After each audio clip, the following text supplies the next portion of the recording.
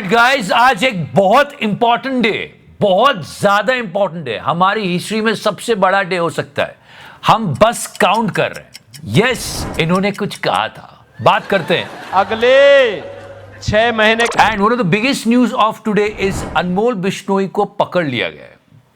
It's a very big development. So पहले bounty लगाई गई थी 10 लाख की। बहुत सारे लोग कहते हैं he is the brother of Lawrence Bishnoi, a right hand man.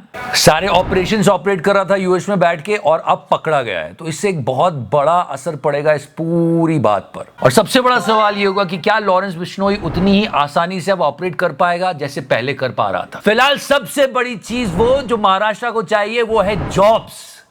किधर है जॉब? आज विपक्ष ने एक प्रेस कॉन्फ्रेंस की, उसके बारे में बात करेंगे। और गोदी मीडिया ने किस तरह झांसी के मेडिकल कॉलेज में जो हादसा हुआ था उसको दबाया है, इस पर बात करेंगे। But right now today is a historic day. Yes, कोई याद नहीं दिलाएगा। रूलिंग पार्टी तो भूल ही जाओ, गोदी मीडिया भी भूल जाओ, लेकिन हम आपको याद दिलाएंगे। आज एक बहुत ऐतिहासिक दिन है क्योंकि आज हम पीओके को जीतने वाले हैं, अपनी कंट्री में मिलाने वाले। नो सीरियसली, ये बात कही गई थी आज से ठीक 6 महीने पहले। अगले 6 महीने के अंदर आप देखेंगे कि पाक अधिकृत कश्मीर भी भारत का हिस्सा हुआ। 18 मई को सीएम ऑफ उत्तर प्रदेश इन्होंने कहा था कि 6 महीने दीजिए, हमारी सरकार बन जाएगी, उसके बाद पीओके वापस ले लेंगे।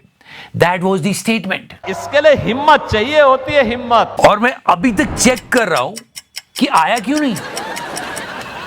6 महीने तो हो गए। अगले 6 महीने के अंदर अगर ये काम हो जाता तो कितना फायदा मिलता महाराष्ट्र के इलेक्शन में, क्योंकि पूरे इलेक्शन में तो बस यही हिंदू मुस्लिम पाकिस्तान यही चल रहा है। फडणवीस साहब ने खुद बोला है अब तो तिरंगा लहराएंगे पूरे पाकिस्तान पर। So I think this is going to be the master stroke if they will take POK. और कहा गया है, और गोदी मीडिया को देखो कुछ बात याद नहीं दिलाता है।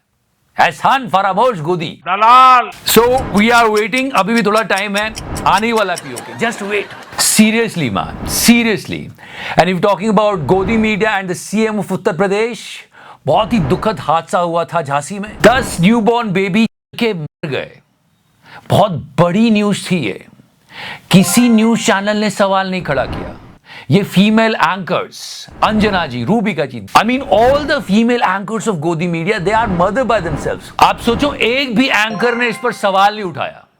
अब गोदी मीडिया की वो इज्जत बच नहीं गई है। आई मीन रील बनाने वालों से भी गए गुजरे और रील बना भी रहे हैं आज तक पे। देखो, सफर में हूँ मैं। जी हाँ, उपचुनाव कवर करते करते अब मेरा ये सफर।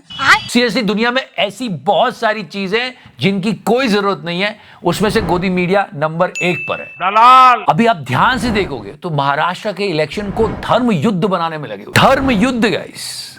अच्छा स्वास्थ्य, अच्छी शिक्षा, अच्छी सड़कें, कुछ नहीं, धर्म युद्ध है। और लोगों को समझना होगा कि बेसिक से ध्यान हटा के इसी तरह की बातों में गोदी मीडिया आपको लगा देगा। दलाल। कोई मीडिया चैनल उस बारे में बात करने को तैयार नहीं है। कैसी दलाली है इन लोगों की। एक फैक्ट आपको बताता हूं, ये जो आग लगी थी इसमें 2 लोगों ने हीरो की भूमिका निभाई है, mister Mohammad Yakub and mister Pushpendra Yadav.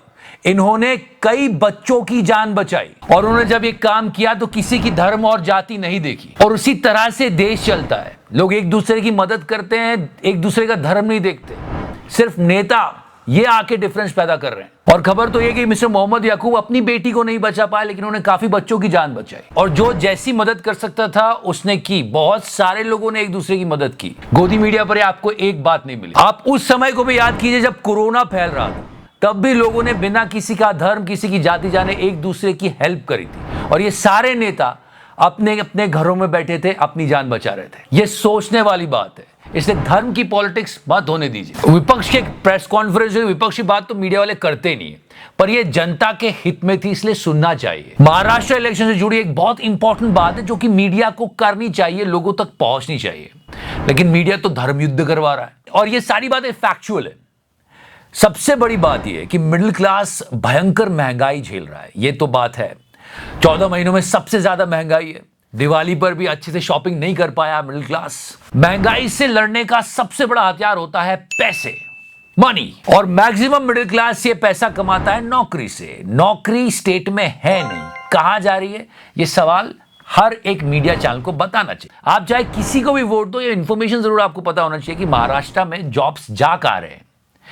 विपक्ष वालों ने एक प्रेस कॉन्फ्रेंस की।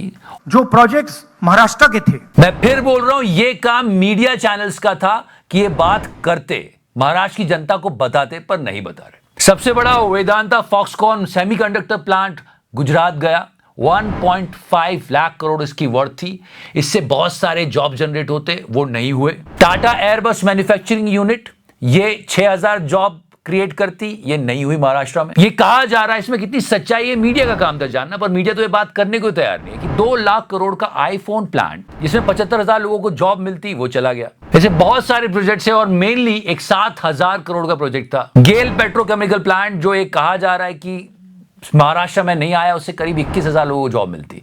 तो मेन फंडा ये था कि ये जॉब जनरेट होती अगर ये इंडस्ट्रीज रुकती, तो ये एक बहुत बड़ी चिंता का विषय है। महाराष्ट्र के युवाओं से छीनकर विपक्ष की बात गोदी मीडिया बिल्कुल नहीं करता, पर हाँ, जब लोगों के जॉब्स की बात आती है, नौकरी की बात आई, रोजगार की बात आई, तब तो गोदी मीडिया को बात करनी चाहिए। दलाल पूरे दिन यही बातें होती रही कि दिल्ली की हवा जहरीली हो गई है।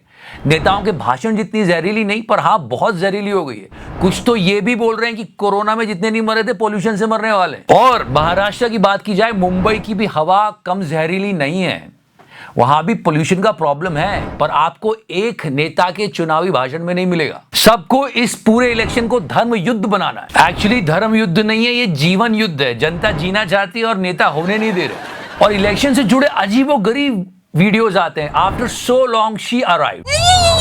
Last time when we were talking about her, it was her movie Emergency. Emergency रुकी हुई है, सब कुछ आके चला गया। हरियाणा इलेक्शन हो गए, मुझे लगता है झारखंड महाराष्ट्र की इलेक्शन भी खत्म हो जाएंगे, पर इसकी मूवी रिलीज नहीं होगी। और इसी प्रेशर में पार्टी के कहने पर शायद ये किसी उम्मीदवार का प्रचार करने गई, पर उम्मीदवार पास में खड़ा है, लेकिन ये पहचान भी नहीं रही है कि उम्मीदवार कौन है। इसको यही नहीं पता कहां गई है। I mean are you getting the point? वो so many days stay at home, you know she, या फिर जो पड़ोस में खड़ी वो बता रही कि ये है, ये उम्मीदवार है। ये जो आपके पड़ोस में खड़ा है, इसका प्रचार करना है आपको। इसको मोदी जी से कुछ सीखना चाहिए। और यहां मोदी जी नाइजीरिया से भी महाराष्ट्र इलेक्शन की फिक्र कर रहे हैं। इस बीच मिस्टर एकनाथ शिंदे का एक स्टेटमेंट आता है कि मैं सीएम पद की रेस में नहीं हूं, पर हां सीएम महायुति का ही होगा। क्यों नहीं है सीएम पद की? इसी के लिए तो आपने सब कुछ किया था। इसके पीछे 2 वजह हो सकती है। क्या चिकारा भाई? एक हार का डर, या फिर चिकारा का डर। एनीवे, सीएम चाहे जो भी बने, जनता का भला होना चाहिए। लेकिन फिलहाल तो मैं सोच रहा हूं कि ये पीओके कब आएगा। इस पर सवाल उठाना चाहिए था मीडिया को कि ये वादा किया गया था, कहां है? क्या आप देश से प्यार नहीं करते हो? आप नहीं चाहते हो हमारा देश और बढ़े? तो आज पूरे दिन ये सवाल छाया रहा और ये बंदा भी छाया रहा। इतनी बेइज्जती हो रही है इसकी। आज लोगों ने फिर से ट्रेंड किया और कहा कि भाई तू तो अबे तुबे। सलमान खान से मिला, 3 घंटे बैठा था उसके साथ। वैसे ये सलमान खान के बारे में बोल रहा था, सलमान खान ने पकड़ लिया, अब इसकी आपा पापा निकलती रहती है। भी नहीं हुई। नहीं सर, आपकी और मेरी एक मीटिंग हुई थी। मीटिंग आपके साथ नहीं हुई थी, बहुत सारी लोगों के साथ हुई थी। वैसे अब भाई तो काफी खुश होंगे कि ये पकड़ा गया। देखते हैं आगे क्या होता है। सो टुडेज लेसन इज, ज्यादा बड़े बोल नहीं बोलना चाहिए, ना इन्हें और ना ही किसी को। फिलहाल हम छोटी सी चीज आपसे मांग रहे हैं, लाइक का बटन दबा दीजिए। फिर लाइक द सीरीज पे subscribe button. Thank you so much, love you 3000। तो करना नहीं, मगर मैंने टच किया।